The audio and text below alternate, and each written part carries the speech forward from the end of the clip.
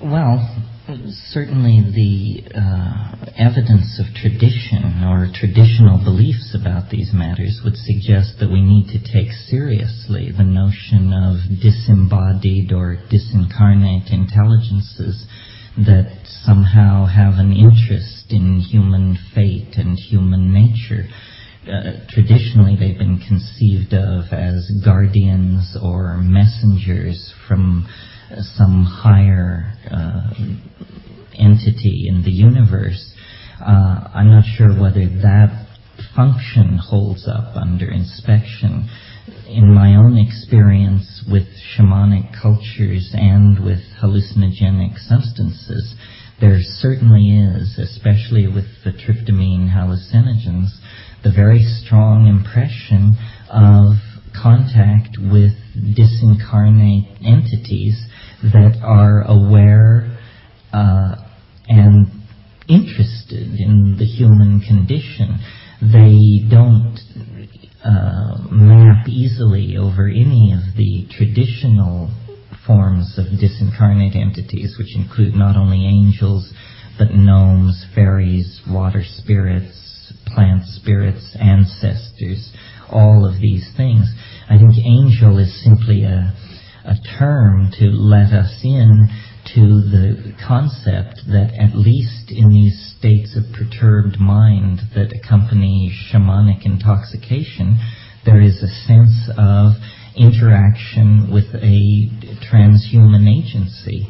And this has probably been going on for thousands and thousands of years. It's astonishing to us as moderns because the last 500 years have been spent very carefully building the case for the denial of anything beyond the surface of ordinary appearances. Nevertheless, direct experience of these things, which I believe is accessible to most people through the use of shamanic techniques and substances, is easily achieved. What we as moderns are to make of this, I'm not sure. I mean, I suppose we could discuss the message or messages, because there are many claimants to true knowledge of the intent of these invisible entities. My own experience suggests that somehow they are concerned with the development of language and communication.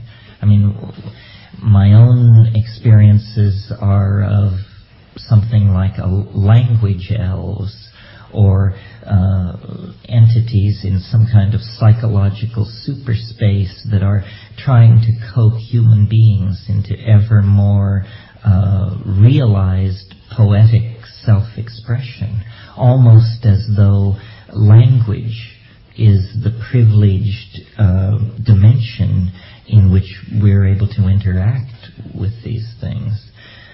That's just a very short gloss on the notion of angels or disincarnate entities with an interest in human nature and human fate. Gentlemen? Yes, perhaps we could leave a second round for the messages or what, and the first would be, do they exist for? Well, can we pause a minute and discuss the process? That's what I wanted to say. I wanted to discuss the process before. I think the interesting thing about angels is that so many people see them. These surveys, like the Gallup poll, which are carried out in Britain and America regularly, asking people about paranormal or unusual experience, show an amazingly high figure for people meeting angels. About 60% of the people surveyed claim that they've had some experience of angels, some sense of the presence of angels. I mean, it's an amazingly high figure, given the very secular nature of our society. So I think that the sense of angels, at least as guardians and as messengers of some kind, or as guides, is still very strong. I can't say that I've ever seen an angel myself, although I've had various forms of guidance which I suppose I could think of as coming from angels. But the main way I find I can think about angels is as intelligences in the natural world, and possibly as well in the supernatural world. But there's so much of the natural world that we don't understand. The idea of intelligences, for example, within the sun and the stars, seems to me one very good locus for angels. This is what was believed in the Middle Ages, that these stars and the planets were animate. And of course it's easy for us to take on board the idea of the Earth as animate in the light of the Gaia hypothesis. But if they're animate, then the question arises, are they conscious, and do they have some kind of intelligence? And so I find it relatively easy to think of the sun as having a kind of mind of its own, the complex electromagnetic patterns sustaining some kind of mental activity, some kind of intelligence. And the traditional term used in Europe for these forms of celestial intelligence would be the angels. Well, I think my view on this is closer to Terence's, and that would be appropriate as 60%. We're about 2/3. My students last month were reading about angels, and I heard them say, they didn't believe anything about angels, so they were part of that other 40%. And to drive home the point, one said, "Who in this room has seen an angel?" I raised my hand without thinking. I looked around. It was the only hand up. I do feel that I've seen an angel. But my angels, like Terence's, are different from the classical reports in the literature with the wings, the guardian, and so on. I was very struck with Mohammed the prophet, his angel. It was Angel Gabriel that appeared to him with all the wings and everything, and gave him very careful instructions what was to happen, and he did go and carry them out. I haven't seen that kind of angel, but I believe that all the reports in literature, well, some people just lie, but there are a lot of authentic experiences are reported in the literature with poetic license, which is very exceptional. You have to ask yourself, why do the reports differ so much from the experience, if they do? Or do you think that people have really seen an angel with wings that talks to them like a person? So my angel, what I think is something in my experience that could possibly be what they're talking about in these anecdotal reports is an apparent entity in a field of intelligence that is contacted in an extraordinary state that seems to communicate things that I don't know, showing that it's not actually part of myself. And as I explained to my students, these intelligences are sometimes, they don't look like anything like a being. For example, they may be disconnected. They vibrate over here and over there. Their communication is in some kind of space-time patterns, usually not speech. But if I try to tell you what happened, then I might say an angel spoke to me. Discarnate, intelligent, knowing things I don't know, loving, in favor of health, happiness, and actually evolution, giving evolution a nudge, that kind of information, divine information, communicated, as it were, using everything necessary, sign language, and so on. Well, of course, Alfred Russel Wallace, who was, together with Charles Darwin, developed natural selection, believed that the entire evolutionary process was being given nudges by angels. He thought of intelligences guiding each species. So it wasn't just for him a matter of guardian angels for human beings, but guardian angels for cockroaches and guardian angels for goldfish and so on. Each giraffes and camels, they all had their own guardian angels. Now, he didn't go into the question of whether the guardian angel for camels looked like a camel or not. But he did have the idea of some kind of intelligence, which he thought the best term was angel, the traditional term, was involved in guiding the evolutionary process. I find it hard to imagine what kind of entities these could be, but if one thinks that evolution is anything but blind chance, then there must be some kind of intelligence involved, and it's hard to conceive what kind of intelligence it might be, but Alfred Russel Wallace had a go in this idea, and I think he was very brave to do so. It's probably worth pointing out that in spite of the fact that science is very unfriendly to angels, there is anecdotal evidence that science was founded by an angel. The famous visitation to Descartes, in which he was, as a young man, told the conquest of nature will be accomplished through number and measure. This is an extraordinary example of history itself being radically affected by an angelic visitation, similar to the angelic visitation to Mohammed that Ralph mentioned. So I think it's wrong to assume that the angels confine their activities to the world of religion, mysticism, and the spirit. Apparently what they are interested in is pushing forward the human exploration of the infinite. And why this should be so is at this moment opaque. But certainly their founding role in modern science makes this highly suggestive. Yes, Rupert mentioned angel in context with the intelligence of the sun, and I was thinking about evolution, that the so-called evolution of the solar system, that means the motion of the planets around their tracks. This is not necessarily regular according to science. I mean, science doesn't have a good enough model to explain the regularity of the solar system or even its very existence. So Newton believed that God essentially set things back on their course annually. To keep things going required intervention from God that could be interpreted, as it were, as the angel of the sun, giving the necessary instructions for evolution to the solar system. So the sun rises in the morning and sets at night. Even something this basic is the responsibility of the guardian angel of the solar system. And who is the guardian now? It's the same now.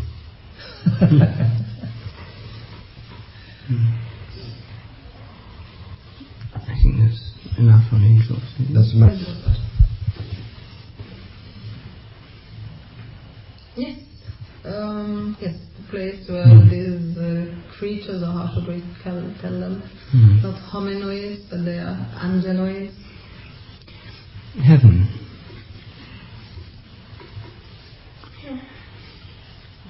Since the 17th century, there's been a great split in the sense of the heavens.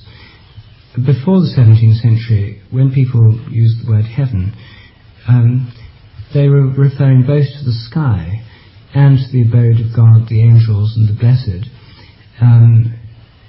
Since the 17th century, the sky, the heavens, have been secularized, and there's been the idea that the heavens are simply the domain of astronomy, where there are stars, planets, comets, and so forth. Whereas the heavenly state, the abode of the angels, God, and the blessed, is some kind of psychological state, a state of being which has nothing whatever to do with the actual sky. It's not located out there, it's located in here in some way, or in some other realm, the spiritual realm, utterly disconnected from the sky. Now we've grown used to this, so that if you suggest to a Christian, for example, that when they say, Our Father who art in heaven, that this implies that God is located in the sky, they very rapidly become embarrassed by this suggestion and brush it aside as some kind of childish naivete. And yet, when Jesus first brought that prayer through and told people about that prayer, and when people prayed to God in heaven, they were not thinking that the sky was totally irrelevant, that the abode of God was somewhere else in some kind of purely subjective realm. They saw the two as related. And I think that it's important to recover that sense of relationship between heaven in the traditional sense of a state of being or a place where human spirits may go or other spirits dwell, and the actual sky that we see. The idea that the whole of the sky is devoid of any spiritual presence or meaning is the most grotesque and exaggerated secularization in the history of science, or indeed human thought. The skies make up 99.999% recurring of what there is, the earth being a very small part. If God is everywhere, then obviously the vast majority of God is in the sky. So on a purely quantitative argument, we can say that the dwelling place of God and heavenly beings is not likely to be on Earth, but rather in the sky. So this is, first of all, important, I think, to recover a sense of the life of the heavens. We now have the view of the cosmos as a kind of developing organism.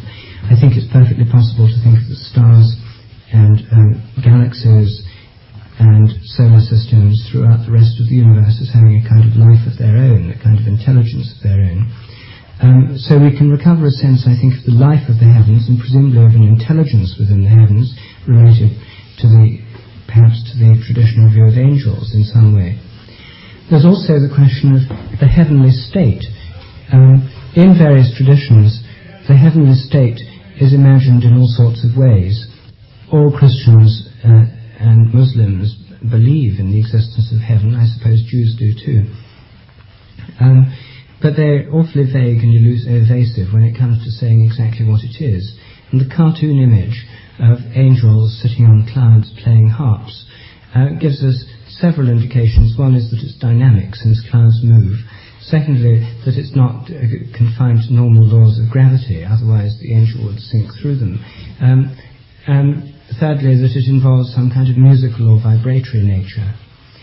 And different cultures have different images of heaven, but I've been very struck in Terence's descriptions of the state of mind induced by DMT, dimethyltryptamine, that this and perhaps other psychoactive substances can produce a state which in many ways seems to resemble the state of heavenly bliss portrayed in religious literature. This is in fact a wide open field for speculation, because even those who think that it's merely subjective and don't locate these states in any way in the sky or outside ourselves find it hard to describe them, and it would be very hard to separate them from some states to which psychoactive substances might open doors. Yes, probably the Islamic conception of paradise is the most concrete and graspable, because it accentuates sensual pleasure, beauty. It's the idea of life as a kind of mogul potentate with all desires fulfilled. More abstract versions of heaven seem to imply, as Rupert said, a passing of the human form into higher and higher states of vibration. Heaven apparently has the character of music of some sort. It's a Pythagorean realm. It's a realm of color and light that is in transformation. And I believe that the closest we on this side of the grave can get to these kinds of states is through the perturbation of ordinary brain states with the kind of compounds that have been mentioned, dimethyltryptamine. There seems to be a kind of looking over the great divide into another order of existence. It's almost as though what we see there is life in the untrammeled imagination.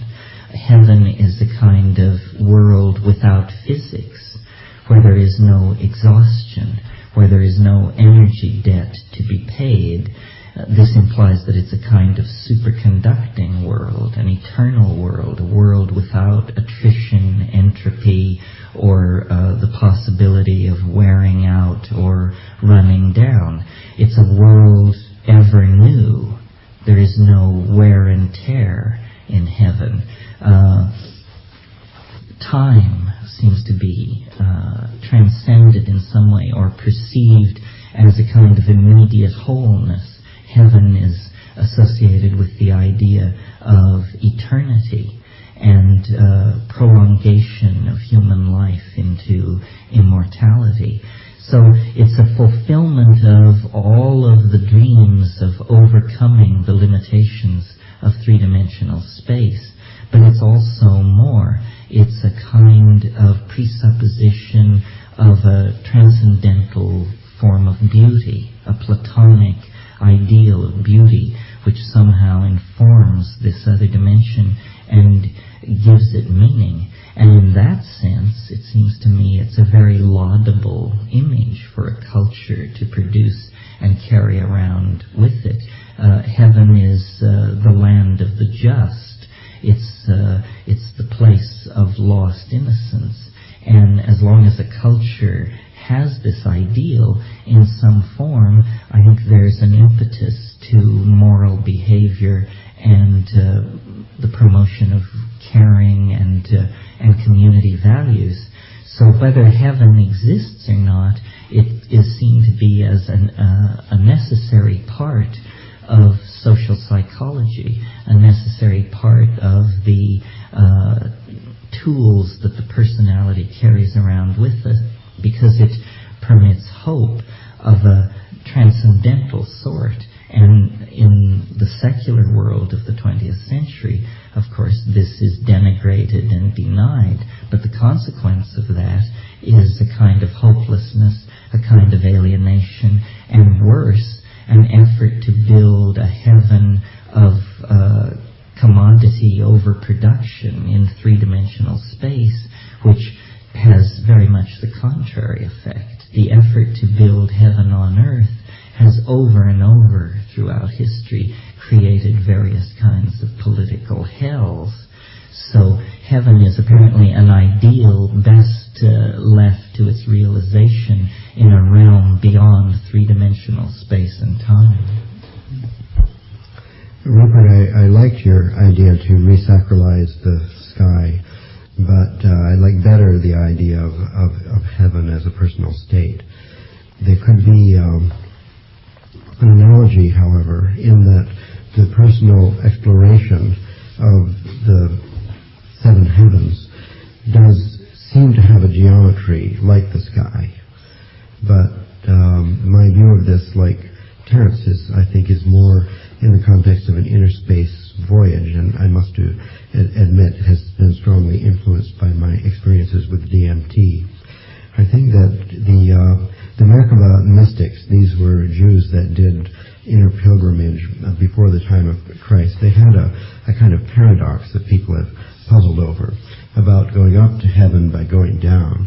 And I think that what this meant was the pilgrimage was undertaken in the basement because it was quiet there. There was a special chamber for meditation, and one actually went up, that is, to the inner heavens by going down, that is, to the meditation room. It does seem that the exploration of the psychic universe could be described geometrically as a sequence of concentric spheres, and that one had to accomplish one of them, become comfortable, return home, go back a few times, and upon getting this level well practiced to then achieve another one, and so on. There arises the question, though, whether this inner heaven is actually the one that people mean when they say God in heaven. There it could be... Well, I reject the idea of inner and outer in its usual sense. I mean, we're the victims of a humanistic culture that tells us that the whole of the external world is desacralized matter in motion, the province of the natural sciences, whereas religion, psychology, and art is to do with the inner world, which implicitly is supposed to reside somewhere inside our brains, and hence to decay when our brains decay. So heaven would, in that case, be something you might enter through mystical states while you're alive, or drug states. Certainly not somewhere you go when you die, because if heaven's an inner state inside the brain, then that would decay with everything else. And I think the idea that inner states are actually inside our bodies is one of the false dichotomies set up by Cartesian-type thinking. I myself think that when we look at the stars, in some sense our mind reaches out to touch the star. That when we look around us, our minds are reaching out to fill the room or the place in which we are. And that although it's an inner perception, it's to do with our psychology, the inner is actually outer as well. And therefore, I wouldn't reject the idea out of hand that heavenly states are not located. I would take seriously the idea that heavenly states might be located at places other than inside our cerebral cortex or inside our bodies. Well, I didn't mean that the mind is contained in the brain, and I didn't really think the word inner was appropriate to describe this journey. Nevertheless, it could be that conflating these two views of heaven and fallen in the sky is incorrect. It could be that there are sort of different dimensions of outer or other, and that Well, why not consider the idea that the two are conflated? I mean, we're so quick to reject it that it's worth considering. What if certain kinds of heavenly state are located in a particular galaxy or solar system, others in others, and as Jesus says in the Gospels, in my Father's house are many mansions. Well, it may be that these refer to all sorts of celestial abodes or celestial realms, which in the twinkling of an eye we may go to in our dreams, visions, or even DMT experiences. And the idea that a DMT-induced state is necessarily interior, implying in the brain, may be wrong. It may be that these drugs or mystical states in general open doors so that we can travel or see things that are actually far. I agree. That describes the experience I've had. There is a feeling of going out in a voyage psychically, and that's why these concentric spheres, and as I said, it looks like heaven, it feels like heaven. It could be the sky, it could be the celestial sphere. But this is, well, one problem I have with this is the implication that the entire realm is actually real estate. I mean, that it's three-dimensional. Because we think it's more than three-dimensional. It could be located in space and still not exactly be three-dimensional. I think what I hear Rupert implying is something like the traditional Polynesian idea that to get to heaven you have to swim through the spiral of the galaxy. Their notion then is that the galactic center is a kind of heaven, and that the physical universe, in this case the galaxy, is actually organized as a series of concentric shells of ever more rarefied spirit, I suppose you would have to say. So heaven is exactly 300 kiloparsecs away, that's what you mean. That's great. This is entirely entertainable. All right, well, if we would keep me happy by adding a couple more dimensions to wherever we are, then I think, this would explain the possible confusion between UFOs and angels, and it would explain a lot of things, and it would also present us with astrology as a navigational aid to reach the many rooms in the mansion of God. Yes, it's a kind of amalgam of medieval scholasticism and the eccentric yearnings of the New Age mentality. And the Chaldean astrology. Yes, a curious amalgam of literalism and transcendentalism that ends up by transforming the physical universe into the spiritual universe by co-mapping the two geographies over each other. Now, leaving aside the question of the individual death and the journey of the soul to heaven or wherever, let me ask you, what will happen then to the mansion of God, heaven, in the case of a physical collapse of the universe? The celestial sphere is contracted to a point. Does that end, then, the real estate of God? Don't you think that's a little speculative?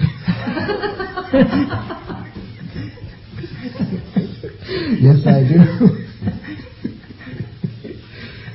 Well, I think that we don't need to concern ourselves with that particular question. And maybe that would bring us to another question. Beyond this point. Of the spiritual heaven and the celestial heaven, even with added dimensions, there arises a question as to the location of God's actual throne at the moment of creation. That's what I'm talking about. If God occupies a throne in the eighth heaven, and the eighth heaven is part of the 99% of the physical universe, which hasn't been created yet, then I have a logical problem similar to the many concerns of early Christianity and early Islam that is solved by dissociating the mansion of God and the physical universe. It's too easy a solution. You see, we have every model we have of entities within the universe has some kind of center. You know, the cell has a nucleus, the electron has a nucleus, the solar system has the sun, the galaxy has a galactic center, and so do other galaxies. Clusters of galaxies exist, and then there are mysterious things in space like the Great Attractor, towards which huge clusters of galaxies all seem to be moving. And the idea that the entire cosmos has some kind of center seems to me very likely in the light of but just by extending this way of thinking on microcosm and macrocosm parallels. It may be something that astronomers haven't paid much attention to. It may be beyond present observational possibilities. But the idea that there's some kind of nucleus of the whole cosmos, a special point of power within it, seems to me very likely. The idea that spiritual and physical mappings have to be in other domains is again something I would reject. And if you look at, for example, traditional views of pilgrimage, Muslims go to Mecca. Well, there's Mecca, it's real estate in the sense, when you go, you buy an aeroplane ticket to go there. It's located on a map. And yet, the meaning and spiritual value of going there, which Muslims believe is great, is not something which is totally separable from the physical location.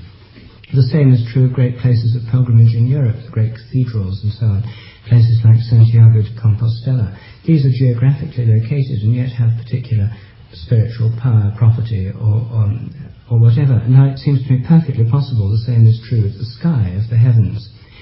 And we have to remember also that in the various traditions there are not only good entities or intelligences located in the heavens, but bad ones too, ones that involve the spirit of negation, satanic principles and so forth. Well, what about black holes as their abode? They're supposed to be cast into utter darkness. Well, if one wanted to populate the heavens as conceived, not by Laplacian mechanics, but by modern cosmology, there are all sorts of astonishing entities and things there just crying out for speculative activity, quasars, galactic centers, black holes. The idea that the whole of this domain should be left entirely blank from a spiritual or psychic point of view, and everything else somehow crammed implicitly into the human brain, seems to me an extraordinary division, and one that we don't need to live with any longer if we choose to move beyond it. Well, besides the problem that the galactic center is apparently a black hole, I think that this would require that bishops and clerics in general have a PhD in astronomy. But actually, I agree with you. I think that to adopt the AA roadmap as an essential equipment for a spiritual pilgrim is good. Spiritual pilgrims should travel in the physical universe and experience their journeys anywhere. I would say the roadmap and the DMT. What do you think, Terence? It sounds good to me. You're dismissing the center of the galaxy as a black hole. You have to remember what lies at the center of a black hole is a singularity.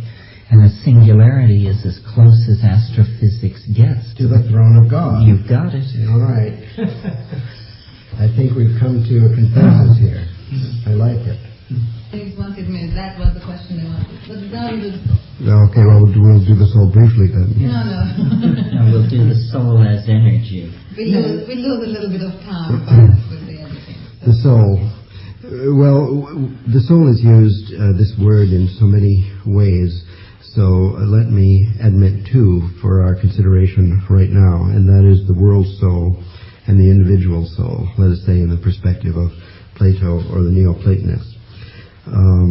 In fact, let's just think about the world soul first, because that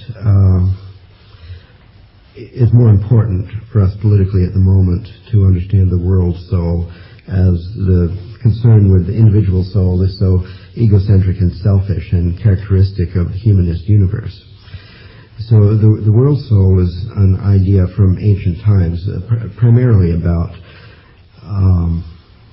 the planet Earth in the geocentric model of Plato.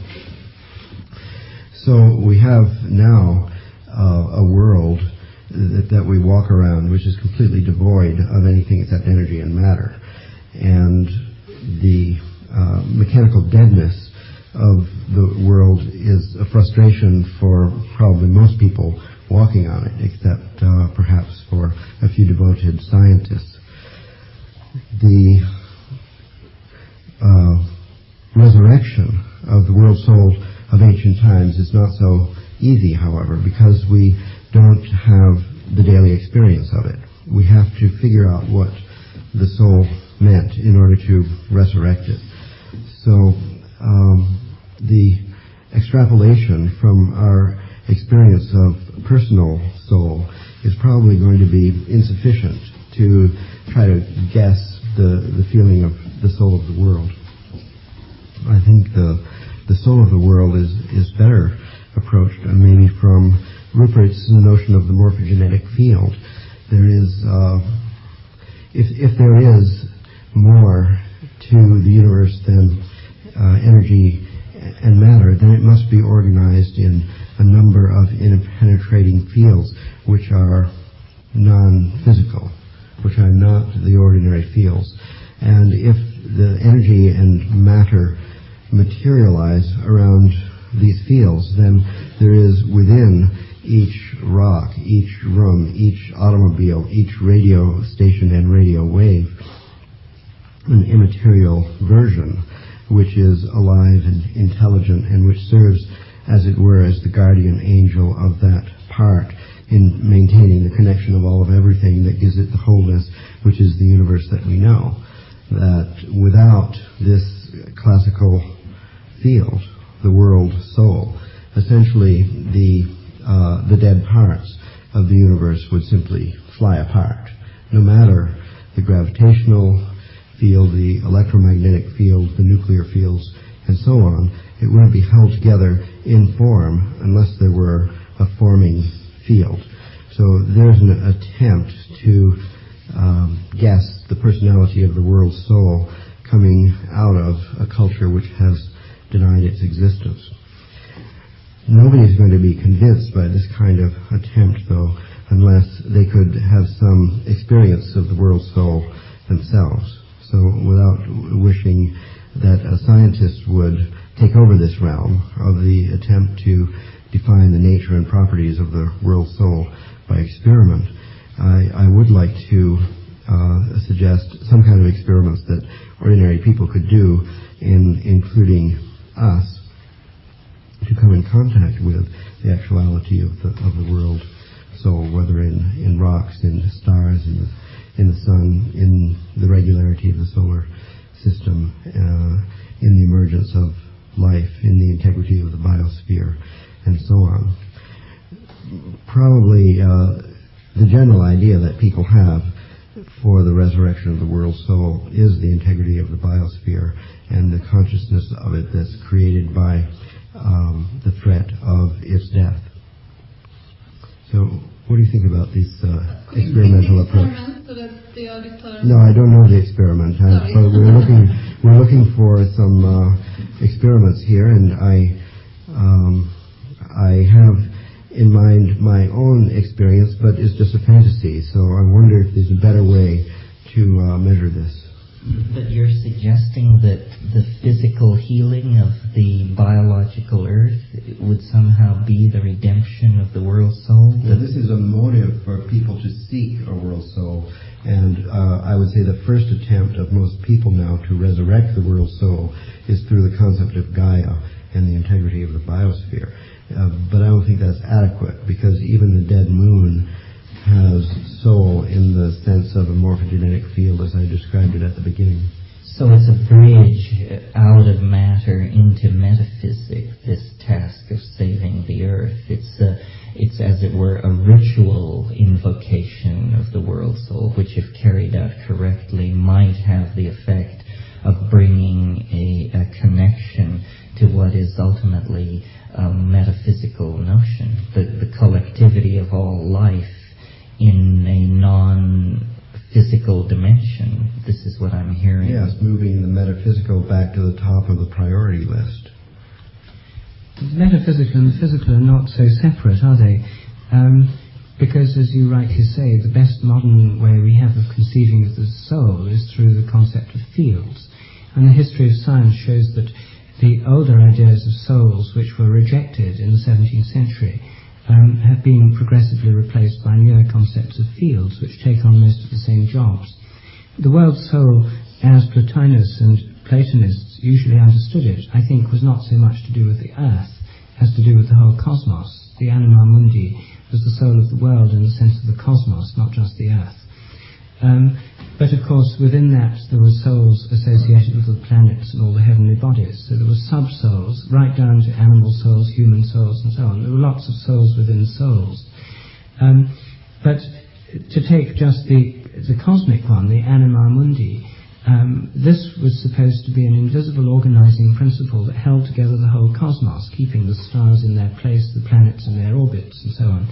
Well, this was rejected by the mechanists of the 17th century, and it was introduced in the 1920s by Einstein, once again, in the form of the gravitational field, an invisible organizing principle that holds together the whole universe, keeps the stars in their places, the planets in their orbits, and so forth. In the 17th century, Gilbert, who did so much to found modern understanding of magnetism, thought that the magnet pointed to the north because the magnet had a soul, following Thales and the whole tradition of Greek and subsequent Western thought, and that the earth had a soul, which is what made the magnetic needle point to the North Pole. So we now call that a magnetic field, they called it a soul. And there are many ways in which the old understanding of the soul has been replaced by a new understanding of fields. And of course, the physical fields that are known to physicists are just part of the range of fields. There are other fields like morphogenetic fields, as used in biology, which I interpret as morphic fields with an inherent memory, which are not yet part of conventional physics, but which may be part of the science of the future. So the field concept has been growing very rapidly since it was first introduced into science by Faraday in the 1840s. First in the realm of electricity and magnetism, then in the realms of gravity, then through quantum physics in the realm of quantum matter fields, in biology through morphic fields, and in various psychological field theories, starting with the Gestalt psychologists. So the soul can be conceived of in terms of fields in modern terms, and I think that this gives a very illuminating way of looking at many of the traditional doctrines of the soul. Well, the world soul of the Neoplatonists, I admit it's confusing because the earth was interpreted as the whole world, but there was the celestial sphere and the terrestrial sphere, and in between there were, for all of the planets, the spheres that contained the orbit of that planet, and particularly the lunar sphere, the next one outside the Earth, was some kind of boundary. As you know, the world soul in that conception, geocentric conception, didn't extend quite to the celestial sphere. It was imagined more as a kind of elastic medium, or in fact field, filling the space between the celestial sphere and the terrestrial sphere. If we try to extend this concept of the world soul over the entire universe, then it engulfs the celestial sphere, then the celestial sphere becomes somehow less divine. We get the picture for which Giordano Bruno was burned at the stake Easter Sunday in the year 1600. His contradiction of the celestial sphere was actually the problem, as then it denied the throne of God. There was no location for God. So if we accept your view of the universal field, which I think is a good idea, then we also have to think of that as a kind of a modern improvement over the Platonic view of the world soul. That's good. Then that means that the mansion of God is somehow in a penetrating ordinary real estate as you want. But this field idea is probably older than Faraday. For example, the Samkhya philosophy, the Akash, the Tanmatras, and so on. In India, these were kind of field models for the world soul and the entire great chain of being.